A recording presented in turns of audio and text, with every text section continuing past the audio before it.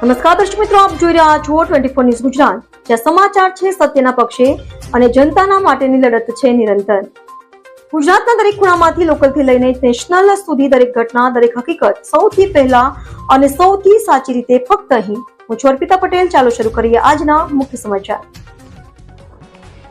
ડભોઈ તાલુકામાં સફેદ રેતીનો કાળો કારોબાર ઝડપાયો. રૂપિયા 1 કરોડથી વધુનો મુદ્દામાલ કબજે. ડભોઈ તાલુકાના કરનાળી નજીક ઓરસંગ નદીમાં ગેરકાયદેસર રેતી ખનન પર મોડી રાત્રે ખાણ ખનીજ વિભાગના દરોડા. ડભોઈ તાલુકામાં આવેલ કરનાળી નજીક પીપળિયા ગામે ઓરસંગ નદીના પટમાંથી લાંબા સમયથી ચાલતા ગેરકાયદેસર રેતી ખનન પર ખાણ અને ખનીજ વિભાગના અધિકારીઓએ મોડી રાત્રે અચાનક દરોડા પાડતા રેતી માફિયામાં ભારે ફફડાટ વ્યાપી ગયો છે. સૂત્રોના જણાવ્યા અનુસાર કબજે કરાયેલા વાહનો અને મશીનરીની બજાર કિંમત અંદાજે રૂપિયા 1 કરોડથી વધુ થવા જાય છે.